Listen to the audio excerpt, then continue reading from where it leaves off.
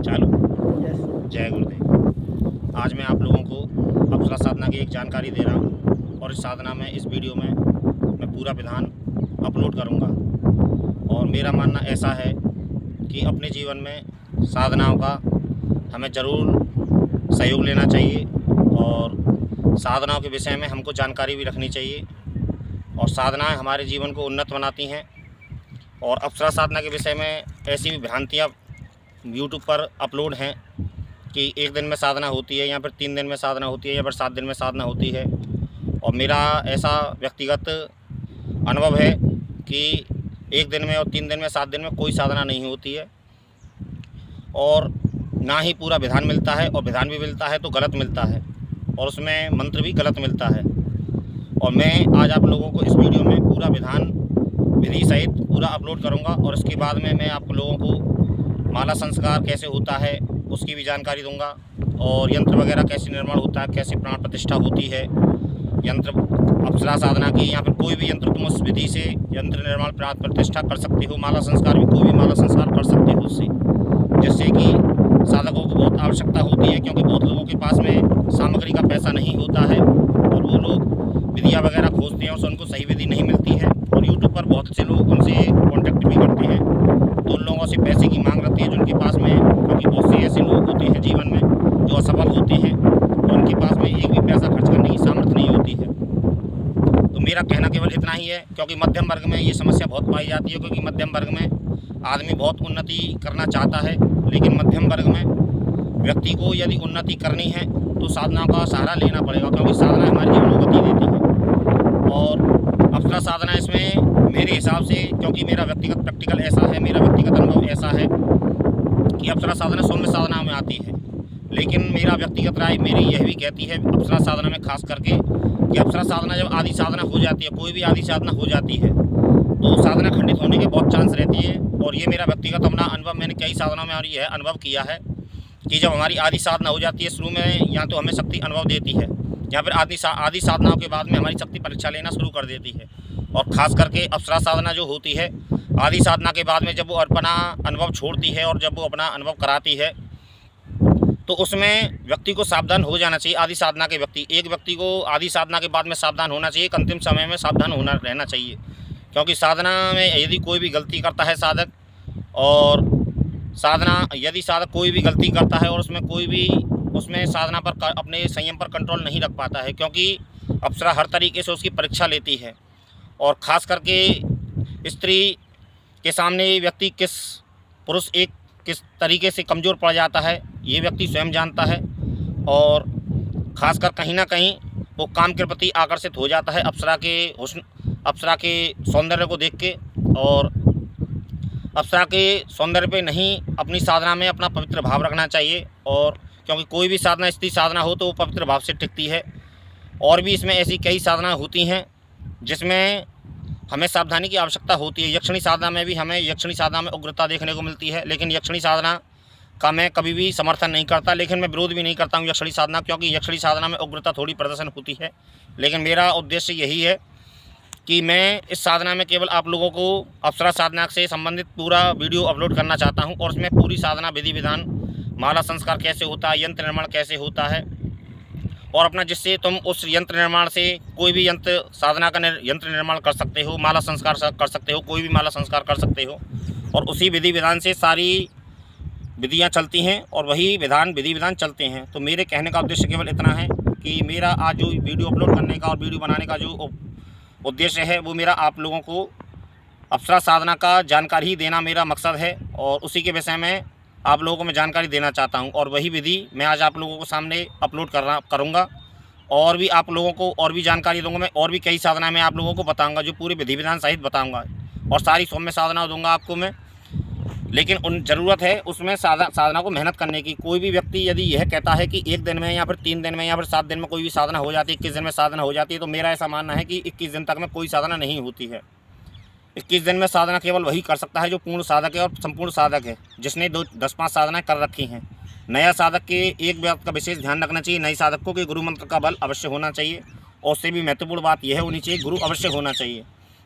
क्योंकि गुरु के बिना कोई साधना सफल नहीं हो सकती है। और साधना बाई चांस हम साधना में सफल भी हो जाए एक चांस को, लेकिन हम सिद्धि तक नहीं पहुंच सकते हैं बिना गुरु के।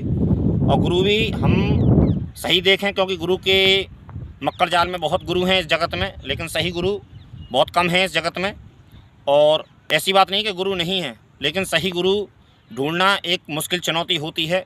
और यदि सही गुरु मिल जाए तो हमको जीवन में सफलता मिल सकती है।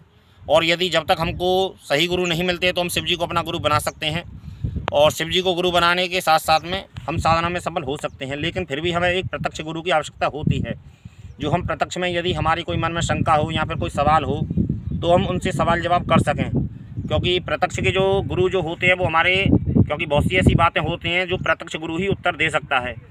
क्योंकि हम शिव जी को गुरु तो मान सकते हैं, लेकिन शिव जी हमारे सामने कोई प्रत्यक्ष तो नहीं हो सकते। तो मेरे कहने का उद्देश्य केवल इतना ही है कि साधना अपने जीवन में अवश्य करो। साधना के बिना जीवन में मध्यम वर्ग में गति नहीं है, और साधना के बिना गति नहीं है।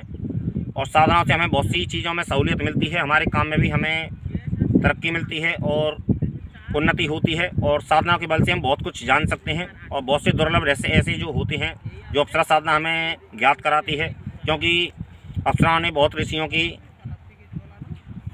तपस्या भंग की है, तो उन लोगों को उन्होंने ऋषियों का संग किया है, तो ऋषियों ने उनको वो गुप्त रहस्य भी बताए हैं जो लोग वो जानती हैं, जो तुमको भी बता सकती हैं। लेकिन वो साधना तभी सफल हो सकती है जब हम पूर्ण मेहनत करें और पूर्ण बुद्धि विवेक से हम कोई भी साधना करें, तभी हमें साधना में सफलता मिल सकती है। वरना जीवन में आप कुछ भी कर सकते हो, कुछ भी करने को आज़ाद हो। जय गुरुदेव।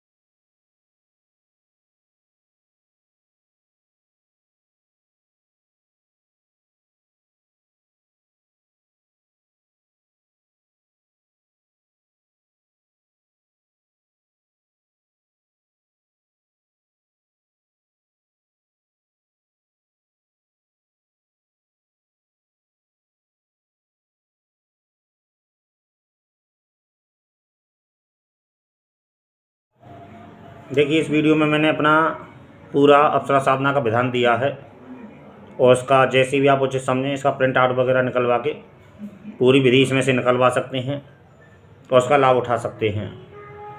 और रही बात यंत्र वगैरह की, माला संस्कार वगैरह की, तो उसकी मैं विधि वगैरह दे दूंगा आने वाले वीडियो में। लेकिन मैं इस अप्सरा साधना विधान को, संपूर्ण विधान है ये, और संपूर्ण विधान होने के साथ साथ में ये पूरी विधि है और इससे मिलती जुलती यदि विधि आपके पास में हो कोई, तो उसमें, क्योंकि थोड़ी बहुत विधियों में अंतर होता है, सबकी अपनी अपनी विधि होती हैं, लेकिन ये विधि सही है और मैंने स्वयं साधना की है इससे और इसका स्वयं अनुभव किया है। तो विधि एकदम संपूर्ण ठीक सटीक है और सही विधि है एकदम। और इसमें कोई थोड़ी बहुत मिलती जुलती हो तो उसका भी आप उपयोग कर सकते हैं, उसका कोई बंधन नहीं है।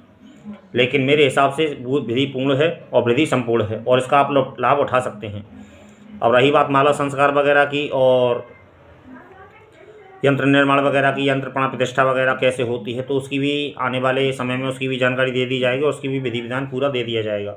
तो आप इसका लाभ उठा सकते हैं और लाभ उठाने के साथ साथ में आप कोई भी साधना, माला संस्कार एक ही तरीके से होता है सभी मालाओं का संस्कार, और उसमें यंत्र निर्माण भी एक ही तरीके से होता है, सबकी प्राण प्रतिष्ठा एक ही तरीके से होती है।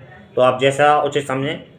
और यदि आपको कभी सामग्री की वगैरह की आवश्यकता, यदि आपको कठिन जान पड़ती है विधि विधान वगैरह, यदि आपको कोई सामग्री की कभी आवश्यकता पड़ती है तो आप सामग्री की जानकारी ले सकते हैं, सामग्री मंगा सकते हैं, कोई ऐसी बात नहीं है। और उसका जो चार्ज है वो देना पड़ता है, क्योंकि उसकी प्राण प्रतिष्ठा वगैरह जो भी होता है उसके सिद्ध करके उस सामग्री को भेजा जाता है, तो आप वो भी मंगा सकते हैं। और यदि आप स्वयं करके प्राण प्रतिष्ठा, यंत्र निर्माण वगैरह स्वयं निर्माण करना चाहें तो आप स्वयं भी कर सकते हैं। आप जैसा उचित समझें आप वैसा कर सकते हैं और साधना करें अपने जीवन में और साधना का लाभ उठाएं अपने जीवन में, क्योंकि साधना से हमारा जीवन उन्नत होता है। साधना से हमारे जीवन में तरक्की का मार्ग खुलता है और जीवन में बहुत सी ऐसी समस्याएं होती हैं जो साधना के बलबूते पर ही हमारी सुलझती हैं। तो आज के लिए केवल इतना ही। जय राम जी की जय, गुरुदेव।